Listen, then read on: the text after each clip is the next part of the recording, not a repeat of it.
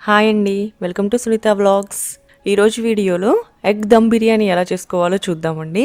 చిన్న చిన్న tips follow అయ్యి చేస్తే ఎప్పుడు చేసినా కూడా బిర్యానీ పర్ఫెక్ట్గా వస్తుంది. ఎవరైనా ఈజీగా చేసుకోవచ్చు, టేస్ట్ కూడా చాలా బాగుంటుంది. ముందుగా ఈ బిర్యానీ కోసం బౌల్లో 2 కప్పులు బాస్మతి రైస్ తీసుకోవాలి. వీటిని శుభ్రంగా కడిగి మునిగినంత నీరు పోసుకొని అరగంట సేపు నానబెట్టుకోవాలి. అలాగే 4 ఎగ్స్ని బాయిల్ చేసుకుని తీసుకోవాలి. ఇప్పుడు స్టవ్ మీద ప్యాన్ పెట్టుకుని 1.5 టేబుల్ స్పూన్ నూనె వేసుకోవాలి. నూనె వేడైన తర్వాత ఈ ఎగ్స్ని వేయించుకోవాలి.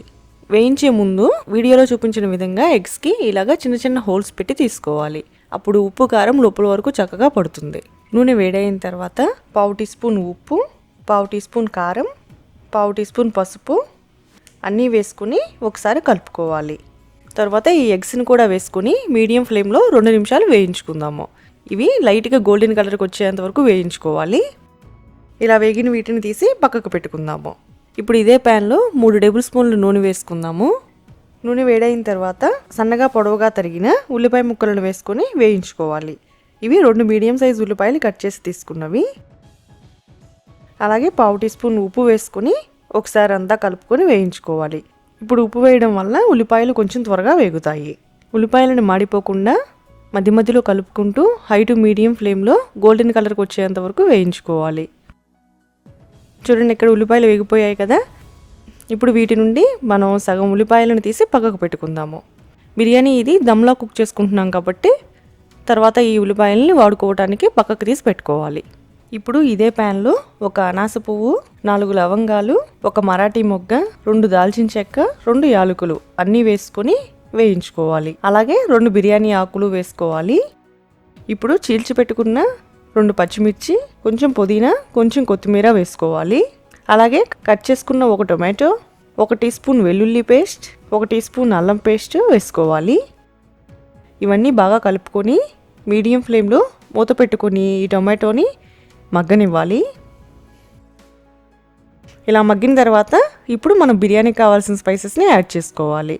1/2 టీ స్పూన్ కారం, 1/2 teaspoon biryani masala, 1/2 teaspoon ధనియాల పొడి ఇవన్నీ వేసుకొని ఈ మసాలాలు కూడా అన్నీ పచ్చివాసన పోయేంత వరకు వేయించుకోవాలండి. మూత పెట్టి ఒక 2 నిమిషాలు వేయించుకుంటే ఈ మసాలాలన్నీ చక్కగా వేగుతాయి. అలాగే ఈ మసాలా అంతా బాగా కలవడానికి 1/2 గ్లాసు వాటర్ పోసుకొని ఒకసారి అంతా కలుపుకొని మూత పెట్టి ఆయిల్ పైకి తేలేంత వరకు కుక్ చేసుకోవాలి. మీకు కావాలంటే ఇక్కడ 1 టేబుల్ స్పూన్ పెరుగైనా యాడ్ చేసుకోవచ్చండి. చూడండి, ఇక్కడ ఆయిల్ పైకి తేలింది కదా. మనకి బిర్యానీకి కావాల్సిన గ్రేవీ అంతా ఇలా రెడీ చేసుకోవాలండి. స్టవ్ ఆఫ్ చేసుకుని ఇది పక్కన పెట్టుకుందాము. ఇప్పుడు మనం రైస్ కుక్ చేసుకుందాము. రైస్ కోసం స్టవ్ మీద గిన్నె పెట్టుకొని లీటర్ వరకు వాటర్ తీసుకొని వాటర్ని బాగా మరగనివ్వాలి. అలాగే దీనిలో 1.5 టేబుల్ స్పూన్ ఉప్పు వేసుకోవాలి. ఇక్కడ ఉప్పు మనం రైస్కి సరిపడా వేస్తున్నాము. ఇక్కడ ఉప్పు కరిగిన తర్వాత వాటర్ లైట్ సాల్టీగా ఉండాలి. అప్పుడు రైస్ కుక్ అయిన తర్వాత ఉప్పు పర్ఫెక్ట్గా సరిపోతుంది. ఇలా వాటర్ మరుగుతున్నప్పుడు దీనిలో 1 టేబుల్ స్పూన్ ఆయిల్, అలాగే చిన్నది లెమన్ ఒకటి, 1/2 లెమన్ జ్యూస్ వేసుకోవాలి. నూనె అలాగే ఈ లెమన్ జ్యూస్ వేసుకోవడం వల్ల రైస్ ఉడికిన తర్వాత చాలా పొడి పొడిగా వస్తుందండి. ఇప్పుడు మనం ఆల్రెడీ నానబెట్టుకున్న రైస్ని కూడా వేసుకొని ఒకసారి అంతా కలుపుకోవాలి. హై ఫ్లేమ్లో కుక్ చేసుకోవాలి. రైస్ మరీ ఎక్కువ కుక్ చేసుకోవద్దు, బిర్యానీ మెత్తగా వచ్చేస్తుంది. కొంచెం పలుకుగా ఉన్నప్పుడే స్టవ్ ఆఫ్ చేసుకోవాలి. ఇక్కడ రైస్ ఇలా ఉడుకుతున్నప్పుడు చెక్ చేసుకోవాలండి. ఇలా వేలుతో పట్టుకొని చూసినప్పుడు అది కట్ అవ్వాలి. అంటే 50% ఉడికితే చాలండి. మిగతా 50% మనం దమ్ ప్రాసెస్లో కుక్ చేస్తున్నప్పుడు కుక్ అవుతుంది. ఇలా కుక్ అయిన వెంటనే రైస్ని స్టవ్ ఆఫ్ చేసుకోవాలి. ఇప్పుడు స్టవ్ మీద మనం ఆల్రెడీ కుక్ చేసి పెట్టుకున్న గ్రేవీని పెట్టుకుందాము. దీనిపైన హాఫ్ బాయిల్ చేసి పెట్టుకున్న రైస్ను వేసుకొని దమ్ చేసుకోవాలి. రైస్ వేసేటప్పుడు ఎక్కడా వాటర్ రాకుండా స్ట్రైనర్తో ఇలాగా ఒక ప్లేస్లో కాకుండా అంతా రైస్ అంతా కొంచెం స్ప్రెడ్ చేసుకుంటూ వేసుకోవాలి.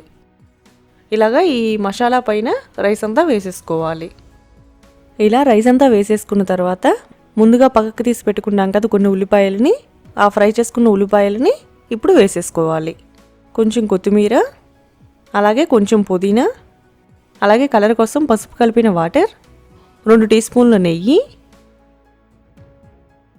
మనం ముందుగా ఫ్రై చేసి పెట్టుకున్న ఎగ్స్ని కూడా పెట్టుకొని ఇలా అంతా రెడీ చేసుకొని స్టీమ్ బయటకు పోకుండా మూత పెట్టుకొని కుక్ చేసుకోవాలి. మూతకి ఇలాగా మొత్తం చుట్టూ గోధుమ పిండితో కవర్ చేసుకొని ఈ ప్యాన్ పైన ఈ మూత పెట్టి కుక్ చేస్తే ఈ గోధుమ పిండి చక్కగా స్టిక్ అయిపోతుందండి.